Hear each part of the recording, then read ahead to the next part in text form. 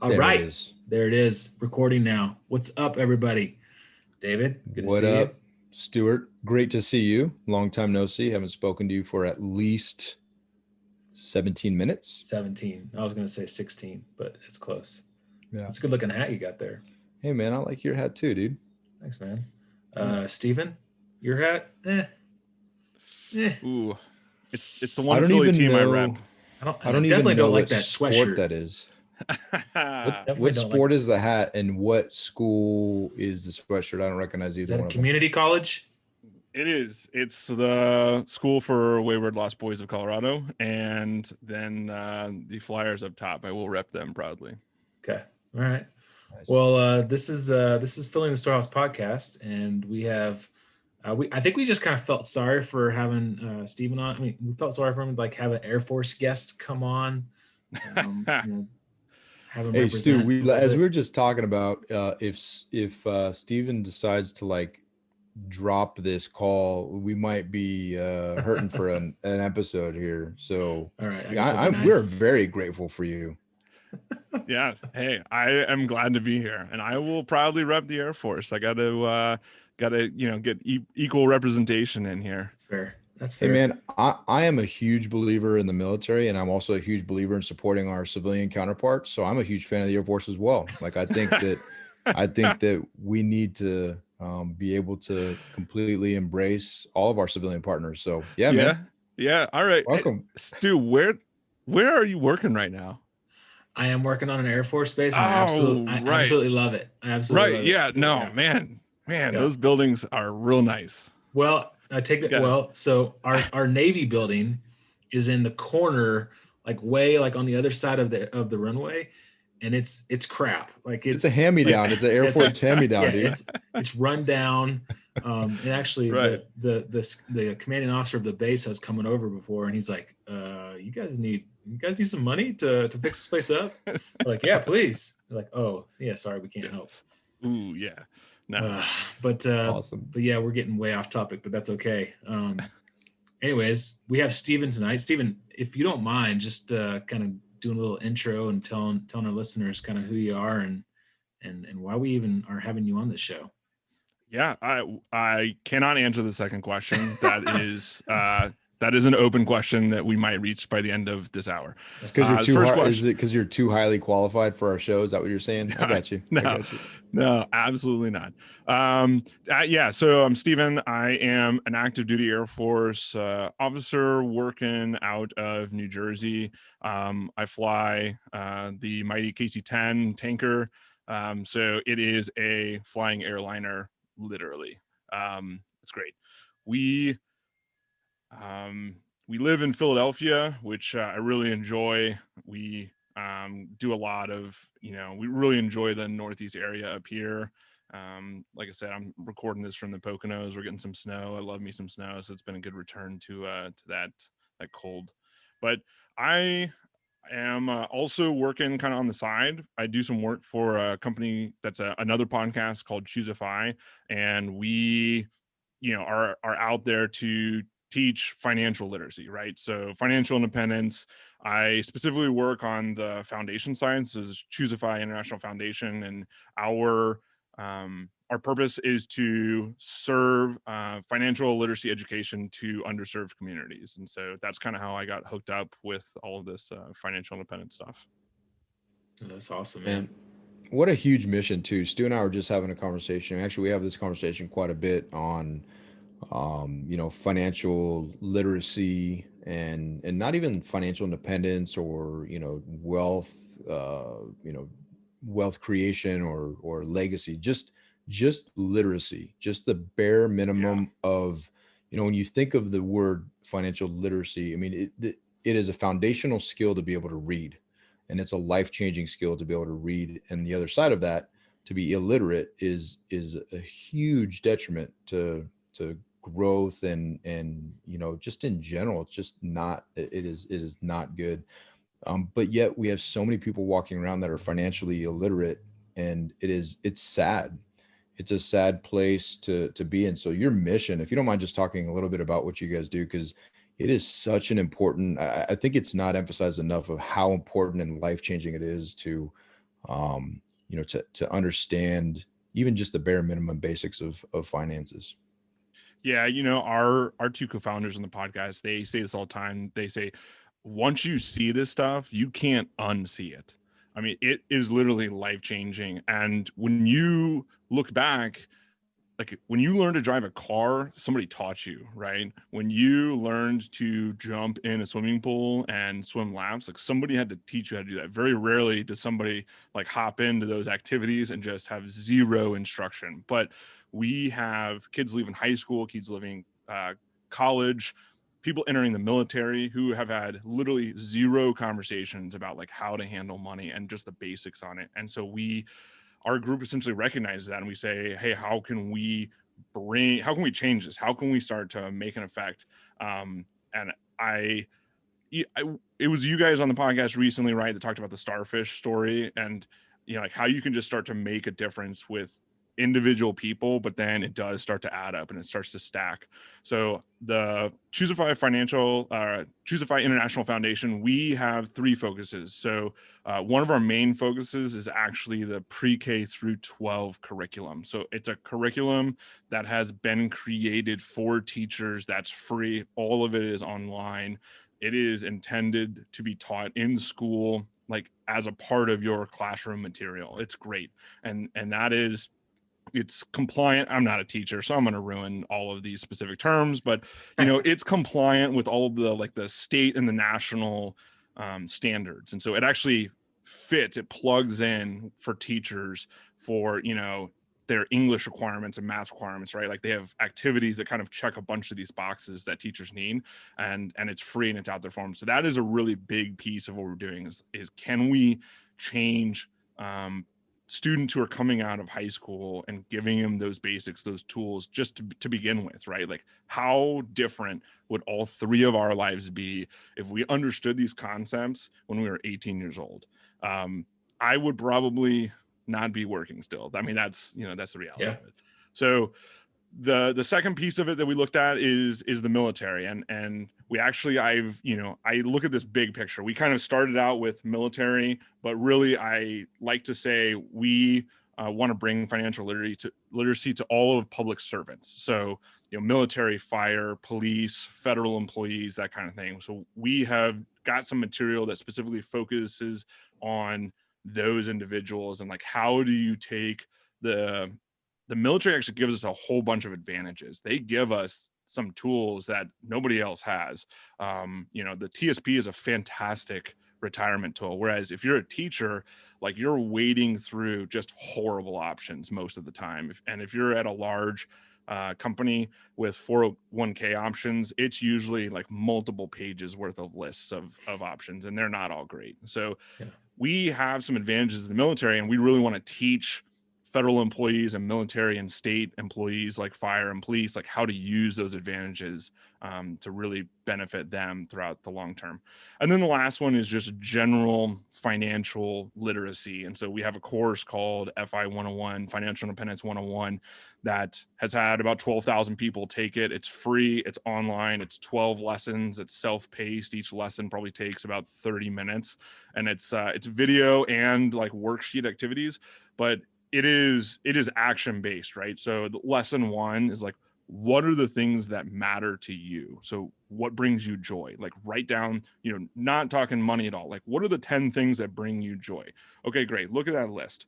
Like how many of those things actually cost you money?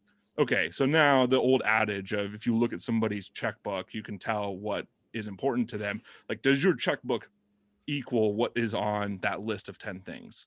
Yes or no? And then we kind of walk you down the road of like how to understand compound interest, how to look at bank accounts, how to look at investing from a very simple index fund, wide investing type approach, keeping it simple, keeping it automated. We can give you, a roadmap to get to success almost no matter where you start. That's kind of the approach that we take in that course. So that's the big picture. That's what we do at the foundation. Yeah, that's awesome, man. Yeah, I mean, I agree with you 100%. I think all of us would be in a way different spot if we would have kind of, leaving high school and known all of this stuff. I mean, I remember, I'm assuming you got like a a starter loan at the academy. Yeah. We did. I Right. blew it. Like I blew it Yeah. on a Chevy Tahoe, for like 35 grand, and Yeah. just retarded, man. Like I'm still mad at myself for doing It's a it. sweet ride though, man. It was so cool. It was a sweet ride. 2-door. We had to like pop the Yep. seat up in order to get to the. I mean, it was awesome. Picked up a lot of chicks in that thing. No, you didn't. Oh. No, you didn't. Oh, okay. No. Yeah, you're right. Yeah. We did. I did. I got that same loan, like, and I look back and it's like, man, what did I do with that? I honestly, I paid off my car. I paid off some credit cards from school, and I could not tell you what I did with the rest of it. Yeah. Yeah. Well, I mean, what kind of got you started, down this path on your journey of kind of, the ChooseFI journey, but just really in general of personal finance, and I'm getting excited about that kind of stuff. Yeah.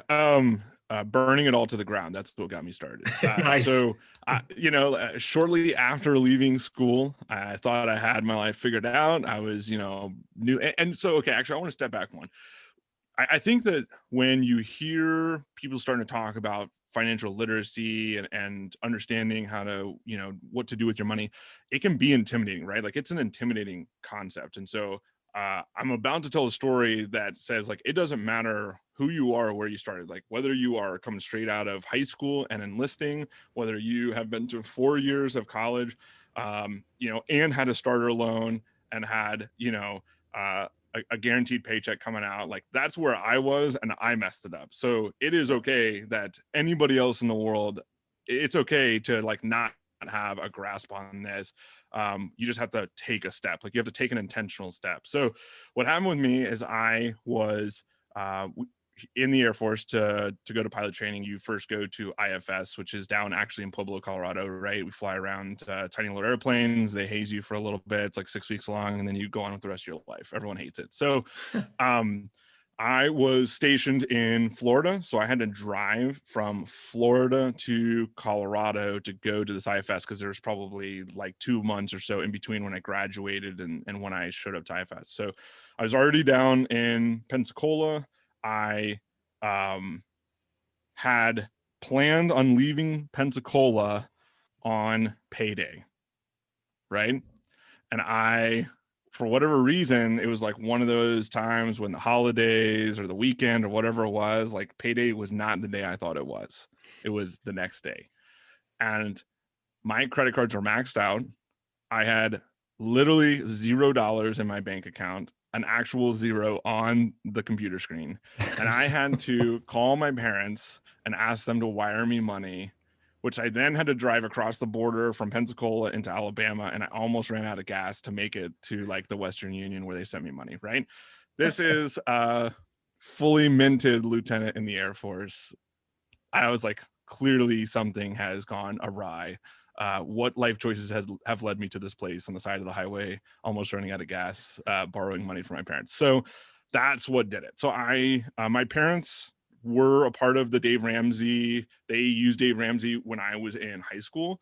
I had a disdain for it, to be honest with you. I thought it was like a cult. I made fun of my parents all the time, like later on when I was in college. But my parents said, we're going to give you this money, and we're going to give you the Dave Ramsey CDs, and you have to listen to them. Like you've got like a 20-hour drive to Colorado, so you got plenty of time. And I was like, all right, I'll do it. So I did. I listened to it, and it did make a difference. Like that is where it started for me in terms of, okay, I have an idea of what I need to do in terms of stop spending money that I don't have. Like that was the basics of it, right? And then fast forward a few years, I'm in my first aircraft and I'm deployed. I had a 6-month deployment to Afghanistan. You literally can't spend money even if you want to there. So short of Amazon. And so I had some money to invest. And so I started investing in the stock market.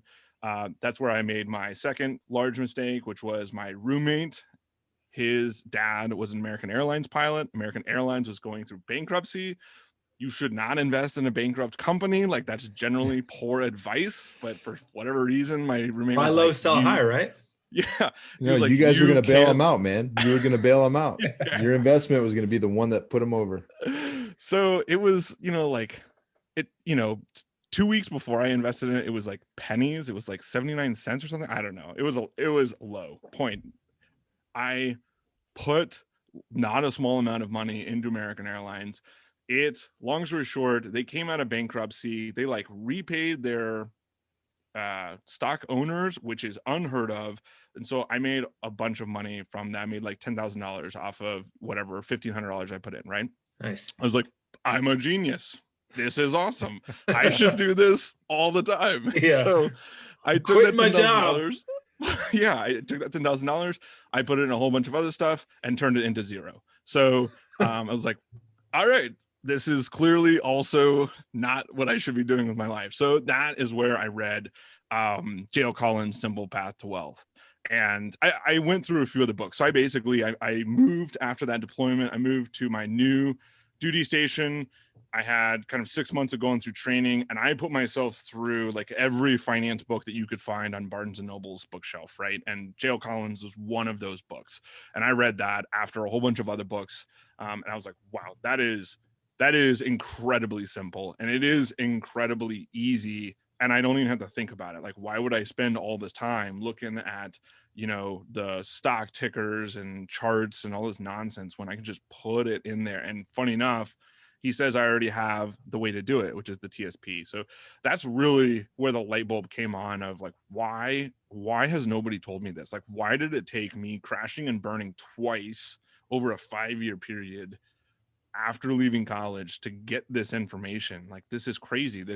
People should be shouting this from the mountaintops. And so that's when I got plugged in with the ChooseFI guys and really started to, say, okay, there was some imposter syndrome, right? Like, I didn't feel comfortable at the time standing up in front of my unit and saying, hey, like, let me teach you this. But I did feel comfortable in, like the cave of my house, creating some material and giving it to these guys to put online for the military and that kind of thing. And it's kind of snowballed from there. So I'm kind of curious, what drew you to them specifically? Like, out of all the different organizations, what was it about ChooseFI? It was kind of luck and being in the right place, and being prepared and really more just willing to put yourself out there. So I was listening to their podcast. It was pretty early on. There's a few different podcasts that I listened to. I also listened to some radio shows from one of the colleges that's near us here, like a local radio show. And I had called into the radio show, asked them some questions, and I was like, that answer was kind of so. And then I was listening to their podcast. They did a conference, a podcast, I think it was Podcast Movement Conference, actually, here in Philadelphia one year. And they said on the podcast, like, hey, we're just going to hang out at one of the breweries, the local breweries, if you want to come hang out.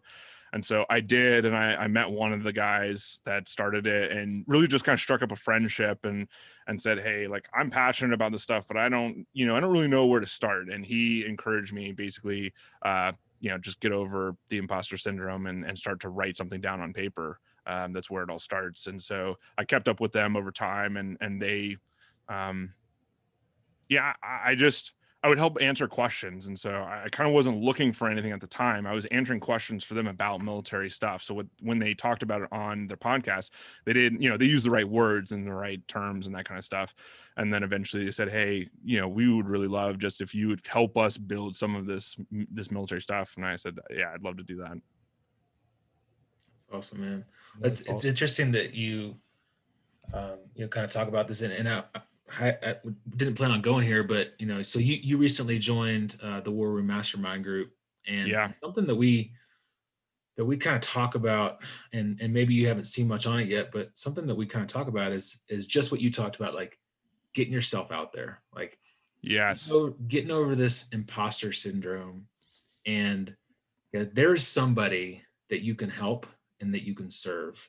There's somebody that doesn't know as much as you do, and this idea of kind of keeping this secret identity of just this military guy, I think is a disservice to so many people. And for anybody that's listening to this, I think really think about that and challenge yourself to think about who you can help and who you can serve, and and just like Steven said, like put yourself out there, right? And there's someone that you can help, and there's someone that's listening, and you never know like what's going to come of that. Steven, threw himself out there, and now he's working with this amazing organization. So I don't know. I think it's awesome, man. But I It's so think true. sometimes in our weakness. Sorry, go ahead, Steven. I was gonna say, like, it's unfortunate because we as military members are like putting ourselves out there is extremely hard as a military member. I think that we do sometimes have that the bravado or the kind of strength to get through imposter syndrome in an area that we're comfortable with, but very rarely in the military does the military reward just putting yourself out there for something completely new and something completely off the rails that is a beneficial item. So I just think it's interesting. It's something that we as military members, I think, have to try especially hard at doing. And especially, like, to add another layer to that, right, would be outside the military. I know you guys have talked about like having a side hustle in the military is so important, and we can dive down that rabbit hole, later on if we want to, but I would agree with you guys wholeheartedly. But it's so hard. It's almost looked down upon in some circles of the military to have anything going on outside the military.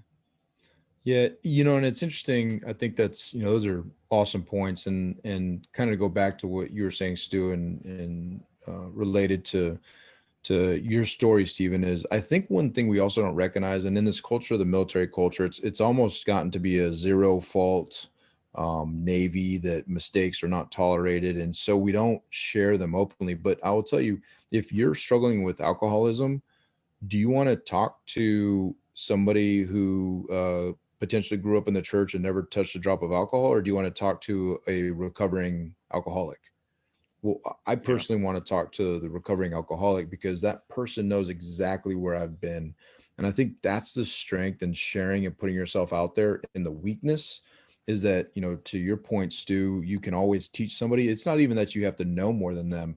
It's just simply that you can relate with them, and they can sit down and say, hey, man, the power of spending money, of alcohol, of drugs, of whatever, perfection, like, it is so consuming to me. And if I'm sitting there saying, I know exactly what you're talking about, that in and of itself can spark a change and drive a life difference, right? And so I think the fact that you're sharing what the weakness, and sharing where you came from, that in and of itself is invaluable. And we don't even realize that until maybe many years later, when someone comes back like, man, that conversation we had really changed my life.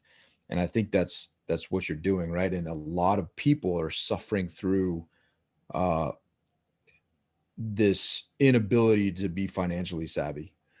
Mm-hmm. And it is a huge burden when you look at divorce, you look at stress, you look at all these things. And so I think there's a huge thing. So I encourage people to reach out to Steven, right? If that sounds like you, reach out to one of us, to have that conversation, because it is huge.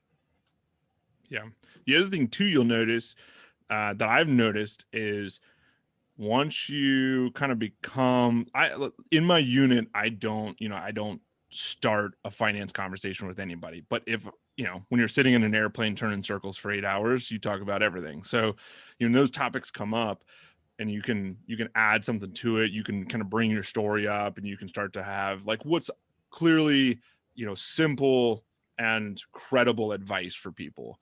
You say, hey, like, Robinhood and GameStop, like, that sounds great, but have you thought about the TSP? Like, it's actually really useful product for you in retiring.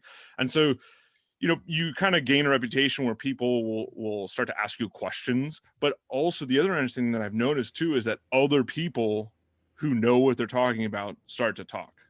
Right. So like you kind of become, you've broken the ice a little bit. And so now, like in my unit, I've found out that there's, 3 or 4 people who are really smart and doing, really savvy stuff with their finances. And I've been part of my unit for 7 years, and I never knew that. But then, recently we have some of these conversations out in public with some of the younger guys. They'll pipe up and say, hey, yeah, no, that's, whatever. I've been doing this for a long time. And I've got 2 or 3 rental houses in different states. And it's really put me in a great position to to do what I want after the military. And so you hear all these great stories that weren't coming out of the woodwork until somebody said something. Well, it's a way to connect outside of just military talk, and really it's just another opportunity to be a leader, and it opens conversations where people can put some trust in you to talk about some serious subjects that they would probably not otherwise be able to talk about. And so opening up that door, just like you're talking about, I think it's huge, man. I mean, I wish there was more of it. I actually started doing so Dave Ramsey was how I got started. I was, I took the Dave Ramsey Financial Peace University course when I was in Iraq on a deployment, and it was like a light bulb that went off, and I was in debt, just like you're talking about, and I got back to zero, and I was like, man, like more people need to know about this stuff. So I actually bought the course myself and started teaching it in my squadrons and helping, I've basically taught it at every command that I've been at so far. And it's amazing how just a simple Dave Ramsey course can kind of help people and kind of turn that light bulb on. And, then people are open to coming and talk to me, having conversations about finances, and that finance conversations open doors to talk about, marriage and other issues and stuff like that. And it's just an open door to be a leader in a space that you probably wouldn't be able to have otherwise. So I think it's awesome, man. Yeah. And it's not, you don't have to make a small impact that you make in somebody's life will ripple, right? So yeah. I tell Brad and Jonathan, the guys on our podcast, all the time, I'm like, the only thing, if I could accomplish one thing with every young military member, that's to convince them not to buy a new car and to not put money on credit cards, right? If they had $1,000 in the bank that they didn't touch and they didn't use credit cards and they didn't buy a new car, they would literally change the trajectory of their life throughout their military career. And so those three things, like, it's not like you're having to sit down and teach a graduate level class, right? Like, it's just kind of putting logical arguments between or behind those 3 points of like, hey, have you considered this? Because it will make a huge difference. Well, I went to, I got connected to some Air Force Academy guys, being here in Colorado, and one of the seniors like invited me to come down on a Saturday morning and talk to him and some of his buddies, and some of his buddies turned it up to be like 50 cadets, and on a Saturday morning, like in a hotel lobby. Packs. Yeah, dude, but it was so awesome, man. Like, yeah, I just came down and was talking to him about just very basic, real estate investing, and I was kind of focusing on like the VA loan and house hacking and maybe like buying a duplex and renting out to your roommates, all the stuff that I wish I would have done. I wish I'd have gone to Pensacola, bought a house, rented it out to my roommates, and still hold it to this day, right? But no, I didn't do any of that stuff. But afterwards, like, some of the guys came up to me and they're like, you know what? We've had financial classes, at the academy. We've had lectures all the time, but this is the best financial training that I've ever had. And to this day, I still have people like, guys now that are in their like first tours that went and did it. Like, they went and bought a duplex and they used their VA loan and they're house hacking. And it's just super cool to see. And like, I wish I could get in front of more people. And like, so I guess a question for you is, how do we do that? Like, how do we get in front of more college students? How do we get in front of more like brand new, first time officers and enlisted people? Like, I mean, I think it's super important. Yeah, it is. And I know, we've kind of bounced this idea around before, and COVID has made it a little bit difficult in one sense, because we're not doing as much, live in person stuff. But then I think it's opened up a whole new world with virtual. Like, people are so much more comfortable doing stuff online. Things like the war room and like really connecting, like taking the energy to connect online. And so I think that I've been stewing on that question too. Like, how do we do that? How do we get into some of these places? there are some, there's some resources. First, I always do like to foot stomp that there are resources on base, right? Like if you want to go for the Air Force, it's the Military Family Readiness Center. I honestly don't remember what it's called for the Navy. Fleet and Family. Yeah. Yeah. The Fleet and Family Service Center. Yep.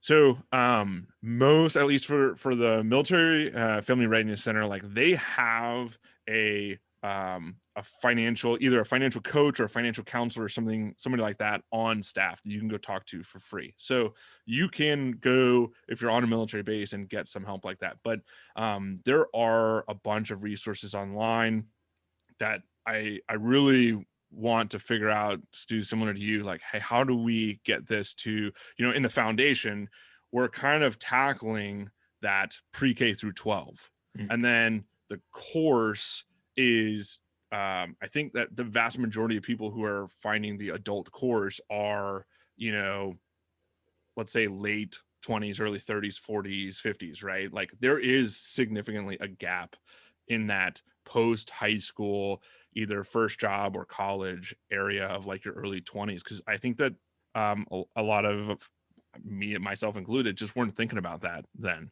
And so it's a great question that I think that finding some contacts on, the Air Force Academy and Naval Academy and those kinds of places, yeah, we should tackle that and say, like, put ourselves out there, right? Like we just talked about, how can we help? Who do we know there? If we just knew some like commanding officers that could potentially offer up all hands calls to stuff like this. And it's funny, I make it a joke. I never thought of that. Like I've thought of bringing in a number of speakers to our command specifically. And there's a number of folks that I'm looking legally to get in the door, because it's so easy now with, like you said, virtually, and getting them in front of, getting them exposed to some people that are in Stu in my network. And it just never crossed my mind until you guys are sitting there talking. I'm like, man, I should just, like, you're a military member, I should get you as a guest speaker and do our all hands call. Right. And it goes back to that thing of just being creative, because we know, I mean, we're old dudes now, right? Like all of our counterparts are 05s, 06s in the Navy or other services that are potentially COs. And if they're not COs or XOs, they have access to, like, those are their peer group. And I think there's so many ways that we could absolutely be creative and do partnerships of just getting the word out. Because at the end of the day, that's what servant leadership is about, right? How can I serve you? How can I add value to you? Well, I'll just put some dude in front of you that can talk about maybe change your life with some of these things that, like, Stu did with the Air Force Academy. So it's awesome, because I had a similar experience with the Naval Academy guys and getting in front of some of them, and COVID hit right when I was kind of hitting my stride. And but the ones that are there, man, they're sponges, dude. And I'll tell you what, we will never know the return on the investment. And you will never know, Stephen, how many people that you have touched, whether through the podcast or through one of your programs. You will never know until, the day you get to heaven. But I will tell you that it will be absolutely the potential to change somebody's life to not go through. Because I'll top you guys both. You guys bought cars and all that, and I did that. But then I was like, hold my beer, I'm going to one up you. And I went to Hawaii and bought a house, a condo, $400,000 condo. I paid $1,000 a square foot, and I didn't know what a VA loan was. I didn't know what a VA loan was. I was a lieutenant. You were a lieutenant in the Air Force. That's 01, 02. I was a senior 03 in the Navy and had no clue what the VA loan was. And just that one decision, I took an 80-20 loan, my 20% down payment. And now I think back, I'm like, I thought this was like smart. My 20% down payment was a 5-year arm in 2006. Yeah. And if I did a VA loan, I may still have that place, and I potentially would have made $400,000 on it. Mm-hmm. And instead I lost, $150,000. And I'll tell you, it was because I didn't even know what the VA loan was. And how different would my life be if I talked to Stephen, at least just had an inkling of something like that. Yeah. So it's powerful stuff. the people, a lot of the people who listen to y'all's podcast, right? Like this probably isn't new to them. And so that's where also like we have, we can make ripples all over the place. And so, I have been sitting on something for a while. Funny enough, actually, it was an idea that Doug Norbin and I had at FinCon 2 years back. And that was that a whole bunch of people on our military Facebook groups, the ChooseFI Facebook group, military fire Facebook group, all these different places that have people kind of coalescing around the idea of personal finance. A lot of times people will ask, hey, is there a slideshow out there or a presentation that I can give my unit on a unit training day? And because they don't want to like do the work to put it together necessarily, but if there's something out there, they would give it. They'd be willing to stand in front of their unit and give it. And so Airman Milldollar and Doug Norman and I, we brainstormed. We were like, hey, what if we just make one, right? Like, what if we make one? The three of us can put it together, and we won't brand it anybody's particular brand, right? Like, we'll put all the resources on the back page, and we just hang it on the website and let people use it and point people to it and say, if you want to teach this to other people in your unit, do that. I will admit that is sitting in my files. It's been like a 2-year project. It is probably 98% done. And it's just not hanging on the website yet. Before this podcast goes live, I will put it on our website, and we can point people to it, right? So it would be, I'm going to make this up. So ChooseFI.com/military. I will make sure that we redirect that. We redirect that correctly. On Monday it will. Yeah. So, we'll get the link and put it on. I will put up there. We have multiple. We have ones that we made that are pretty intense. They're pretty in depth, and it's a slideshow and an instructor's book. So like you can literally, it's like a script. You can read off it. It's almost like Dave Ramsey's FPU, right? Like you only have to be 1 day past being a student yourself to give it. And so, but there's some other, like, there's a whole bunch of other ones. There's one that Doug has, there's ones that guys have put on the Facebook group. I will collect as many of those as I can. I'll give credit to the people that they came from, but we'll hang them in the same place. That way, like, if you are interested in teaching this stuff to your unit, you will have resources. Like, you won't have to do the work. You just have to stand up there and show some slides and answer some questions. So I'll do that before Monday. That's awesome, man. No, that's great. And then, my mind's just going nuts on our network of folks, right? Like, I'm thinking of DoD Reads and how potentially to plug into that huge network with something, a resource, because John Laney and his team are so passionate about military members and teaching them through, leaders are readers and just so passionate about all of this stuff, right? To enrich other people's lives.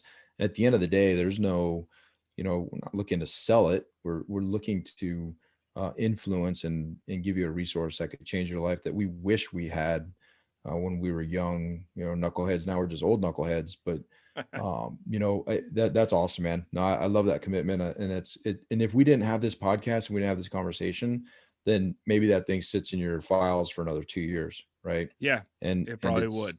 And I think it'll change lives. I really do. And, once we get off, have a couple more topics that we want to touch here, but I'm going to start booking you for an all hands call.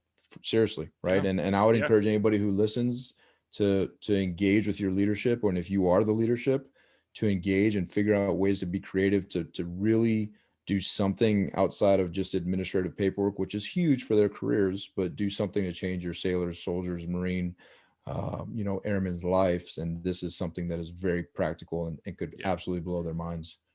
I mean, as a commander, like, imagine if every member of your command had $1,000 in the bank. Like, that one thing alone would change like the stance of our military. It's and the military has acknowledged it, right? Like, they have acknowledged that financial fitness for our members is like a national security issue. It affects your security clearance. It affects all kinds of stuff, right? It's the number one reason for divorce. It just has these like tentacles in all different parts of our lives and our jobs. And so little tiny changes really would have a huge difference in like the units that we're in. Yeah. In my career, the financials are the number one thing that cause people to lose their clearance. Finances. Yep. Which is crazy, because if you think about it, that is our livelihood. And so my lack of being able to control my livelihood can ultimately ruin my livelihood and my future and all the training that I've put in place. Yeah.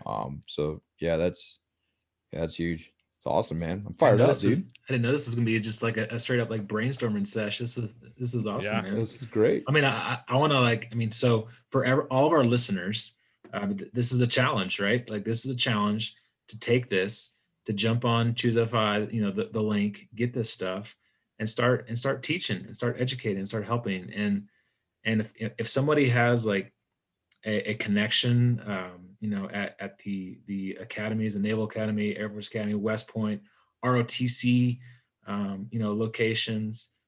Let's get in front of like these, you know, these future leaders and teach them about how to be financially savvy. Yeah.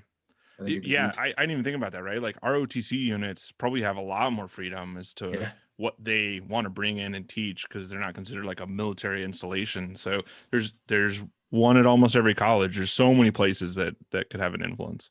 Yeah. That's cool. It's man. Awesome, man. It's got me fired up. It's got me fired what up. else? What else? I mean, Hey, let's go ahead. So I'm curious what you know, just to kind of bring it back relationally to our audience. So you're looking at being a general in the Air Force? What's your plan? I don't think that's your plan, is it? No, I am planning on getting out, right? So the Air Force contract is 10 years after you complete pilot training. Since I participated in the beach shorts and sand of Pensacola, I added about a year extra than my peers on that, and wouldn't change that for the world. And then, so I've got about a year left, and I am at this point, it's funny, y'all's recent episode with Doug Nordman, it hit me like, it hit me so good. Like the stuff that he talks about, I love talking to Doug Nordman and thinking about, you know, the staying in the military, getting out. I know that, you know, he is a big proponent of the reserves and the ability to go and have options. And so that's what I'm looking at doing, is I'm looking at getting out and having options, and to kind of bring it back, right? That financial independence, the pursuit of financial independence has given me those options. That's the beauty of it. You don't have to, financial independence or financial freedom or financial literacy, like whatever you want to call it, right? Like whatever name you throw on it. We think of it as this destination, and in the extreme of that is the FIRE movement, right? Financial independence, retire early, is some destination. But the beauty of it is every single step you take to getting your life more in order gives you options. And so my commander asked me, he's like, why do you want to palace chase and get released from your commitment early in the middle of a pandemic and a recession? Like, that seems crazy. Everyone else back here over the last 12 months has been asking to pull their retirement paperwork and their separation paperwork back from headquarters so that they can stay in longer. And my answer is because I have so many exciting opportunities that I want to go do, right? Like I have a little bit in savings, nowhere near the amount, not even close to the amount that I could like quit working and just be retired the rest of my life, right? But I have enough money that I'm not afraid to take a gap year. I'm not afraid to go and be able to support myself for a full year and figure out like what are my options on the outside. And then some of the stuff that I've done, you know, I'm a military history major at school, and that was because I went to the counselor and I said, what degrees require no more math after my first freshman math class? And they were like, all right, well, you can do like behavioral science, English, and history. And I was like, great. History sounds like I can watch a lot of movies and be done with my degree. So that's the one I chose, right? And so if you would have told me that I would be like writing material and creating content and creating web pages and that kind of stuff, I would have told you that you were crazy and should get back on your meds. But you know, 10 years later, I find like that's what I have slowly and painfully and many YouTube hours later built, because you can learn anything online these days. You literally can learn anything on YouTube these days. And so I have the ability to get out and say like, hey, what do I want to do? Do I want to go work for a company out in Hawaii and help them like do some software stuff and build some web pages and that kind of stuff? Or do I want to go work for ChooseFI a little bit more? Like it has given me options by simply taking like 2 of the 100 steps required to get myself towards financial independence, which I always like to tell people. Like, I don't think that that's something that we talk about a whole lot, just the freedom that you have by having options.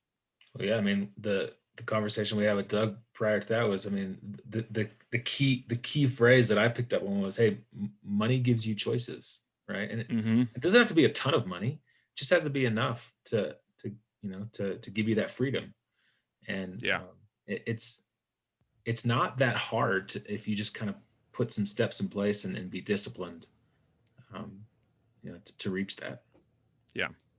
Well, I think that's a huge point too for our listeners. I think most people look at they think that you have to be rich in order to be financially free. And I think you make a great point, Stephen, in that you can be somewhere in the journey to whatever your desired end state is, whatever that is. And if it's a lot of zeros, and that's fine. But if you start at some point and say you're like halfway to those lots of zeros, that is still more zeros than you had when you started. Yeah. And now you have options. And each of those zeros is an O for an option that you've got. And I think it's such a huge, it's a mindset thing. And Stu and I are constantly evolving our business because we're like, dude, do we really, is our goal, and our goal has never been to, there's not a number. We've never been like, oh, I want $10 million. I want $1 million. Like, it's never been that. I don't even know what the number would be because we don't talk about that.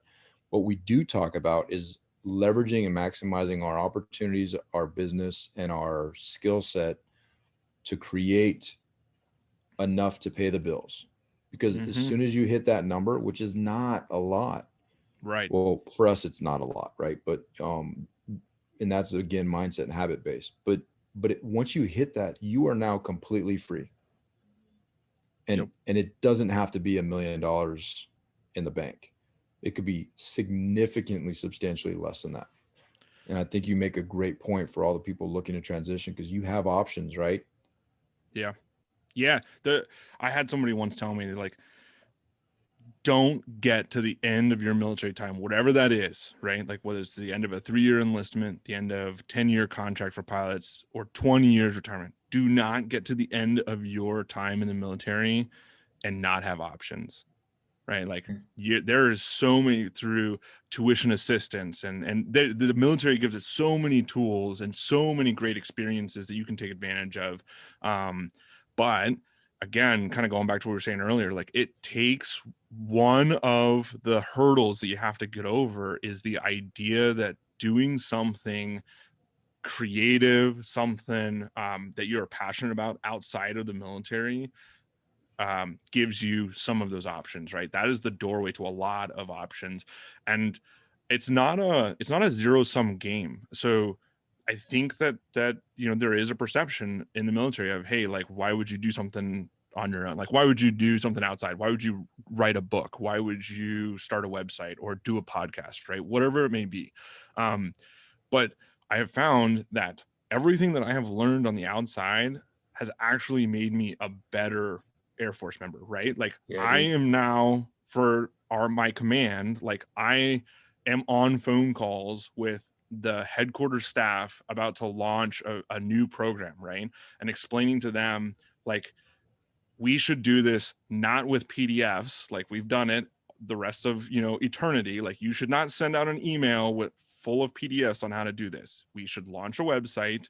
There should be like a call to action button at the top, and you should have videos that are embedded to a website, right? And that website, you should be able to get to it on the military network and on your personal phone. Like you shouldn't have to use Internet Explorer only. Like, but I would never have those words to say to, 1-star generals and full-bird colonels in the Air Force if I didn't do this stuff on the outside. Like it has made me such a better Air Force officer, and so have so many more tools in my Batman belt as to like how to do my Air Force job better. So I really love the fact that you guys preach that message. Yeah, I mean I think I think every single person in the military should have some type of a side hustle, doing something. I mean, just like I said, like do a blog, do a podcast, write a book, buy real estate, you know, start a little, you know, side gig, do babysit, do dog walks. I mean, something, right? Like, Yeah.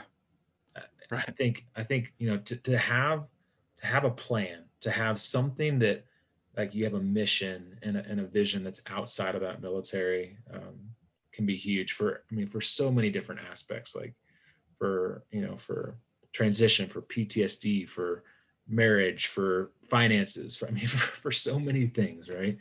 Um, I think Yeah. it's When huge. it's a young man and young woman's game, right? The military is never intended to be something for very, very few people. 40 years is a thing.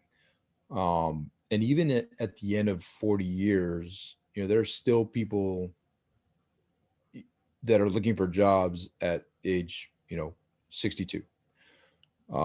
So after a career, you know, Stu and I are going to have a career of the Navy, you know, 20 years of the Navy complete. We're going to be 42 years old. Like that's people's prime.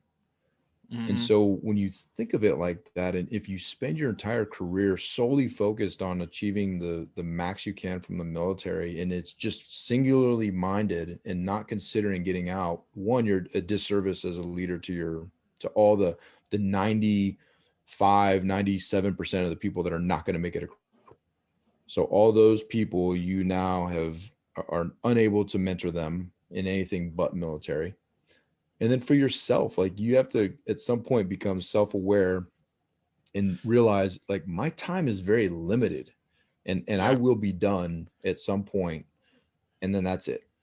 And what am I going to do then? And that's Mm-hmm. where you see people face depression and suicide and all this loss of identity. And I'll tell you, Stu and I love the military and I love service members.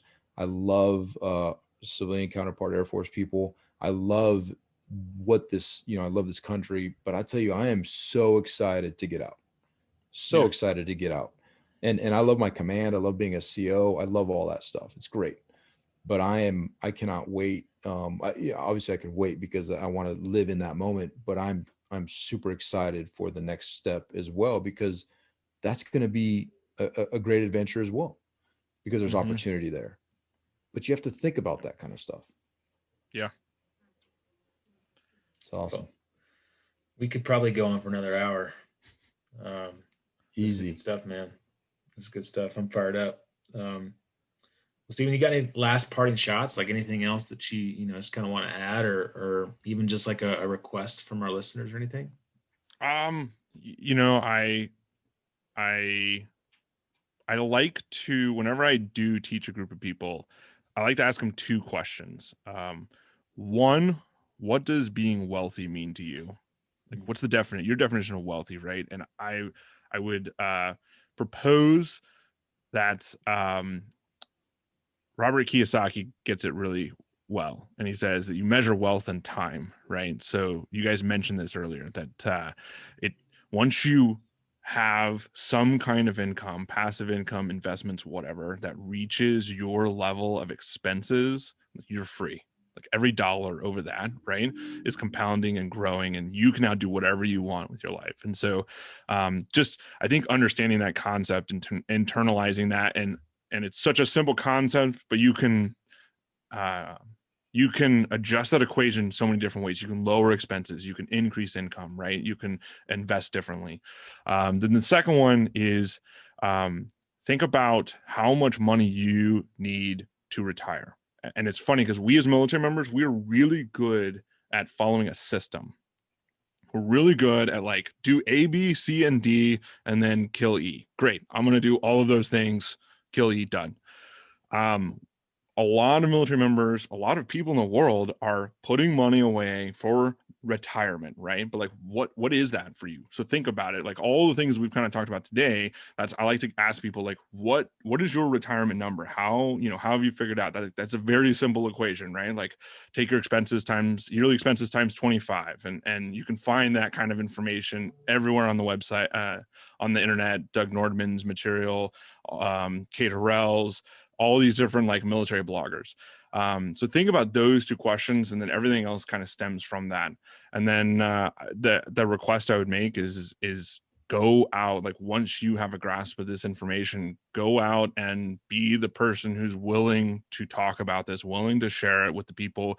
You know, it doesn't necessarily have to be in the front of a room on unit training day. It's sitting over Afghanistan in the co-pilot seat next to 4 other people who are talking about GameStop and how they want to get down and trade in Robinhood, right? Like that is where you can make a difference. So Bitcoin, everybody buy Bitcoin. Yeah, it's like $50,000 right now, man. It's wild. Elon Musk making the world crazy. Yeah. That's good stuff, man. I really appreciate you coming on, and I'm excited to continue to have more of these talks. I'm glad you're a war room member, and yeah, I'm excited. I'm new. I'm fresh. I'm excited. Good. I had to fly last month, so I didn't get to join you guys, but I'm excited. Yeah, that's good stuff, man. Well, when you come out to Colorado, we'll even have some more fun. David will. Yeah, I'll do teach some you how snowboarding. Snowboarding. I'll show you how to snowboard. I'll show you how to fly fish. I'm pretty good at it. David, not so much. Still amateur level. Yeah, he's not very good. Yeah. No, Stu is highlighting all the things that he has taught me over the years, which I'm so grateful for. Oh man. My business partner, that's actually one of the best options I'm looking for, is financial independence, to free myself from my business partner. That's one of my big goals. Well, I'm always on the lookout for a new best friend. So, Steven, I don't know if you heard on a number of our shows, I've highlighted that he's literally been on the lookout for a new best friend for years, and there's not a single taker. Like nobody is interested. Nobody. I have a requirement of counting higher than 20 for my best friends. So hey, I don't know what episode we're on. I don't think we hit that at the beginning, but yeah. He stopped counting. We We're in the 50s. Counting. We're in the 50s. Yeah, I stopped counting a while ago. I wasn't an engineer major, but I just had a calculator for everything, and I cheated a whole lot. I mean, no, I didn't. Of course not. I had a lab partner that did lots of work for me. But anyways, hey, man, even back then he was hiring it out. He was hiring his week. I was hiring it out. So hey, that's just efficiency right there, man. Dude, building your team. Build your team. Build his team. That's right. Hey, Steven, I'm really appreciative for you taking the time, especially up in the mountain cabin. I know that you could have been doing a number of different things, but you took the time to hang out with some knuckleheads. I'm jealous that you are 10 years, so halfway from where Stu and I are into your military career, and you've figured out so many of these things. You've got some of these resources. You've figured out the leadership aspect of how to teach people this hugely important life lesson that will literally make people's lives better and change their lives for the better.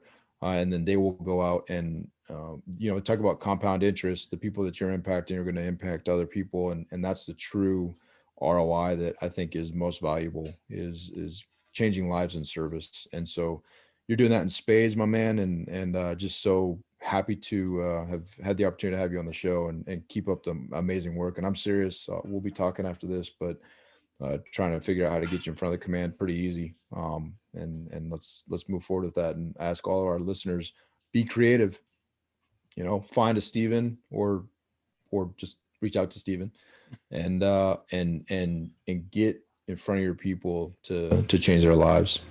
And on that, how do people reach you, Steven? Yeah, absolutely. Thank you so much for having me on the show. I love what you guys are doing. I'm huge fans of y'all's transparency and your willingness to have conversations about all kinds of stuff that benefit military and just regular people alike. People can reach out to me. It's Steven with a PH, so STEPHEN at ChooseFI.com. I'll always answer that email. You can ask for resources, suggestions, whatever. I will point you. There's a lot of stuff I don't know, but I've gotten to meet a bunch of really cool people like Doug Mormon and Rich Kerriman and you guys and Airman Mildollar and some of the bigger pockets people, right? Like if you have a question, don't be afraid to reach out. We will get you pointed to the right person. The people in this community are so welcoming. They're so happy to, share what they've learned and the mistakes that they've made. So we definitely will get you connected. Good stuff, man. I think this podcast deserves 5 stars. What do you think? Think so? I think so. Yeah. Yeah, I think so. Yeah. Well, you've kind of beat me down with the 1 star thing, so I almost feel like I deserve 1 star every time. yes. It was a few minutes late, so it was 5 stars for the first like minute or two, and ticking down. Guys and gals, go connect with Steven.